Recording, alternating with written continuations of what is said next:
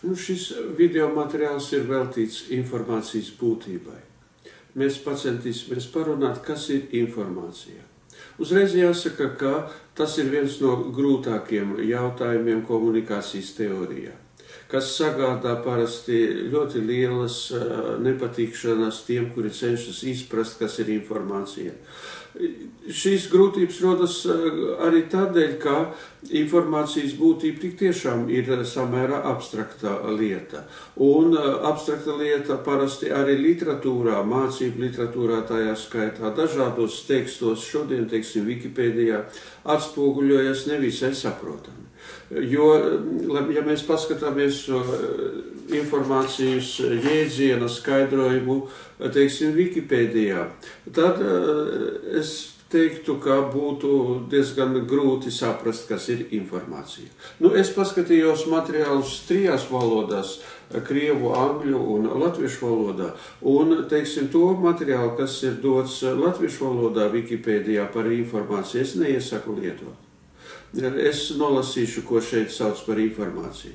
Informācija iepriekš nezināmas ziņas, iekavās dati par kādu priekšmetu, jēdzienu, notikumu vai ko citu, kas ir objekts kādām operācijām, kurām ir saturiska interpretācija.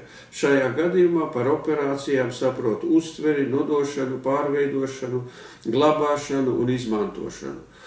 Šo definīciju es arī nesaprotu. Ja man vajadzētu viņu izmantot, tad paiet diezgan ilgs laiks, lai saprastu, kas ir informācija.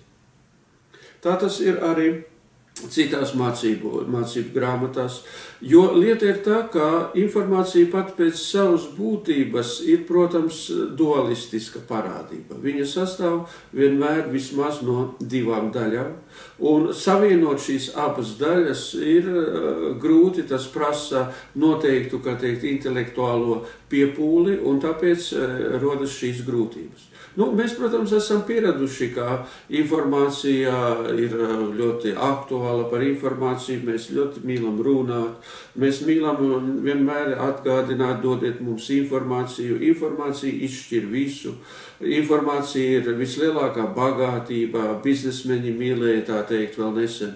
Šodien tiesa biznesmeņi saka savādāk, viņi saka, ka informācijas bagātība neko neizsaka, galvenais ir spēja no informācijas daudzuma atlasīt vajadzīgo un izdarīt attiecīgus secinājumus. Informācijas vārds ir mums ikdienā, kā teikt, katru brīdi mūsu priekšā, un mēs sastopamies ar šo lietu. Taču nevienmēr mēs padomājam, kas ir informācija. Kā jau es minēju, informācija ir ļoti komplicēta parādība, tādēļ, ka komplicētība ir vēl saistīta ar to, ka informācija var realizēties visdažādākajos veidos. Piemēram, informācija var realizēties gan valodas sfērā, mēs pašlaik runājam.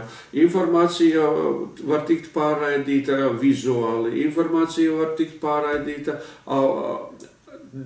taktīliski, informācija var tikt pārraidīta ar dažādām smaržām, ar dažādām garšām un tā tālāk. Informācijas pārraidīšanas veidi arī ir ļoti, ļoti raibi. Informācijas pielietojums ir ļoti, ļoti raibs, jo informācija faktiski tiek, informācijas jēdziens, informācijas faktiski šī parādība, fenomens tiek pielietots visās cilvēku dzīves sfērās, ne tikai zinātnē, bet arī ikdienā, dažādās zinātņu nozarēs, izglītībā un tā tālāk un tam līdzīgi. Informācijas glabāšanas veidi var būt visdažādākie. Tas arī ir tas, kas sarežģīja šo sarunu par informāciju. Bet tagad pamēģināsim pievērsties pašam galvenam. Kā jau es teicu, informācija sastāv no 2 pusēm. Tā ir duāls raksturs. Informācija sastāv no notikuma.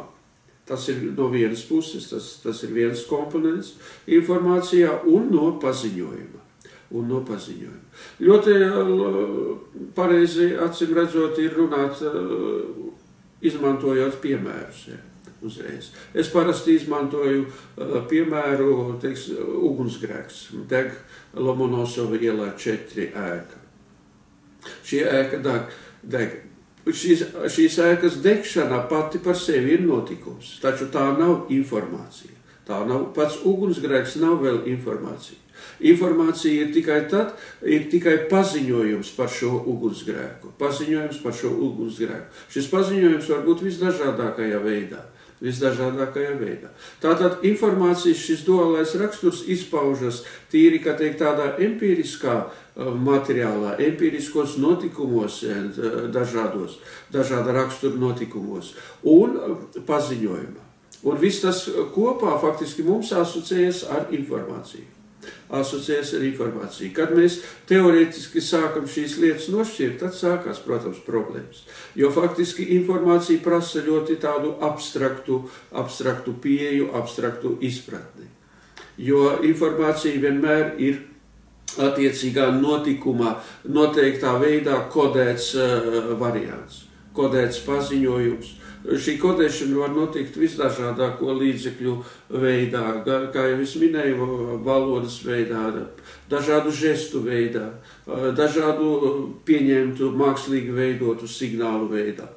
Tātad paziņojums vienmēr ir noteikti kodēts un tas rada, ka teikt, mums šo priekšstatu, kā arī ugunsgrēks ietilps šajā informācijā. Taču faktiski tīrā veidā var teikt, ka informācija ir šis paziņojums par noteiktu notikumu. Informācijas būtība, protams, ir izpaužas un ir saistīta ar ļoti dažādiem aspektiem mūsu dzīvē. Un viens no šiem aspektiem, protams, ir informācijas pārraides tehniskie līdzekļi, jeb komunikācijas tehnoloģiskie aspekti, par ko mēs parunāsim nākamajā sižetā.